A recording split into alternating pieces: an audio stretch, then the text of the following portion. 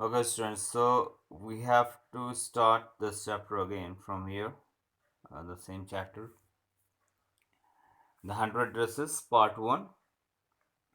In the last video, we had done till this paragraph. We have to start from here. Today, even though they had been late to school, Maddie was glad she had not had to make fun of Venda. So on that day, they were late, and Maddie thought that it's good that they won't have any time to make fun of Venda. She worked her arithmetic problems absent-mindedly. 8 times 8, let's see. She wished she had the nerve to write Peggy a note. And on that day, she was doing her arithmetic problems. And she was also thinking that she would make a note to Peggy. She would write something to Peggy. Because she knew she never would have the courage to speak right out to Peggy to say, "Hey Peg, let's stop asking Wenda how many brushes she has." And she had no courage to ask her straight away. That is why she decided to make a note for Peggy. Now, no more teasing to Wenda. Wenda, how many? Okay, when she finished her arithmetic, she did start a note to Peggy. Suddenly, she paused and shuddered. She pictured herself in the schoolyard, a new target for Peggy and the girls. And when she was writing a note to Peggy, suddenly she paused and she shuddered. Why? Because she imagined herself instead of Venda in the same schoolyard. And then she stopped writing. Peggy might ask her where she got the dress that she had on. And Maddie would have to say it was one of Peggy's old ones. So, Maddie, what kind of dresses Maddie was wearing? Those old ones of Peggy. She was wearing the old clothes of Peggy. And Maddie is imagining that she might be the next target of Peggy and other girls.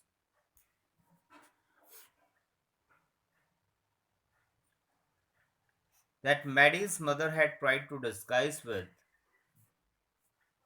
new trimmings so no one in the room 13 would recognize her. And nobody recognized those dresses, not even Peggy, because Maddie's mother trim do new designs, make new designs, and make more trimmings on that dress because of that the dress look starts looks different. It looks different. If only Peggy would decide of her own accord and stop having fun with Vanda. So this is only possible when Peggy herself decide not to make fun of Vanda. Oh well. Mary ran her hand through her short blonde hair as though to push the uncomfortable thoughts away. What difference did it make? Slowly, Mary tore into bits the note she had started. She was Peggy's best friend, and Peggy was the best liked girl in the whole room. Peggy could not possibly do anything that was really wrong, she thought. Again, then she tore off that note which she was writing for Peggy, and then she get rid of that thought, and she thought that Peggy would not do any harm to her, and definitely she is her best friend. As for Vanda, she was just some girl who lived up on Boggins Heights and stood alone in the schoolyard. She scarcely ever said anything to anybody. The only time she talked was in the schoolyard about her 100 dresses. Maddie remembered her telling about one of her dresses, pale blue with colored trimmings, and she remembered another that was brilliant jungle green with a red sash. "You would look like a Christmas tree in that," the girls had said in pretended admiration. Okay. And then she's thinking about Vanda. She said that Vanda is just another girl. She should not bother about her because she also lives in Boggins Heights. and she hardly speak to anybody. She had no friends. She only speaks at one time in schoolyard when Peggy asked about her 100 dresses. When she explained or narrated about her 100 dresses, she remembered that how she explained about her two dresses, one the blue one, and another one with green with.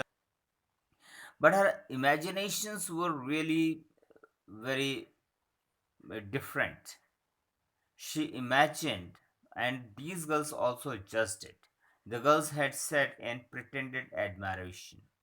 Okay, these girls judged that this is only she is pretending that she has these dresses. Thinking about Wanda and her 100 dresses all lined up in closet, Maddie began to wonder who was going to win the drawing and coloring contest for girls. This contest consisted of designing dresses and for boys of designing motorboats. So this contest for girls was for designing dresses and for boys designing motorboats. Probably Peggy would win the girls' medal. Peggy drew better than anyone else in the room. At least that's what everybody thought. She could copy a picture in a magazine or some film star's head so that you could almost tell who it was. So she was also very brilliant. Peggy was so brilliant that she could copy anybody's sketch, and anybody can easily judge that what whose sketch that was. So everybody was sure, even Maddie was also sure Peggy would win. Well, tomorrow the teacher was going to announce the winners, then they would know. The next day it was drizzling. There was rain. Maddie and Peggy hurried to school under Peggy's umbrella. Naturally, on a day like this, they did not wait for Wanda Pentronsky on the corner of Oliver Street. So on that day also, because it was raining, so on that day also they did not stop to wait for Wanda. The street that for far away, under the railroad tracks and up the hill, led to Boggins Heights. So that was the street, Oliver Street, which leads to Boggins Heights. Anyway, they weren't taking chances on being late today because today was important. It was an important day for them because the result was going to be announced.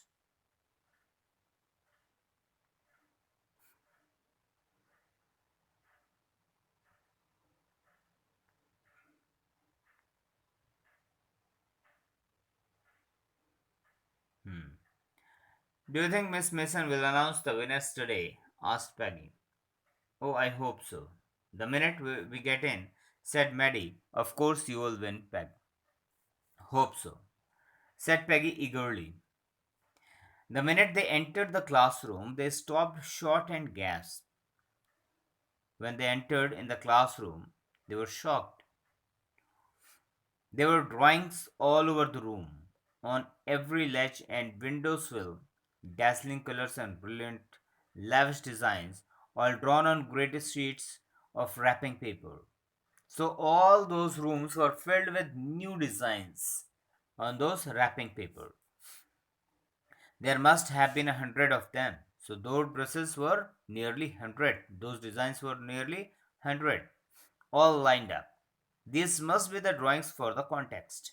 They were thinking that those students must have participated, and these were all those drawings.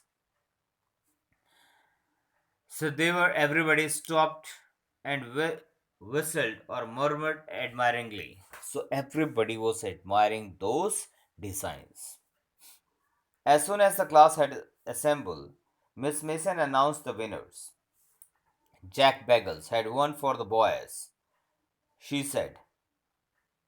So for boys, Jack Bagels won, she said, and his design for an outboard motor was an exhibition in room 12, along with the sketches by all the other boys. As for the girls, she said, although just one or two sketches were submitted by most, so Most of the girls have submitted only one or two designs.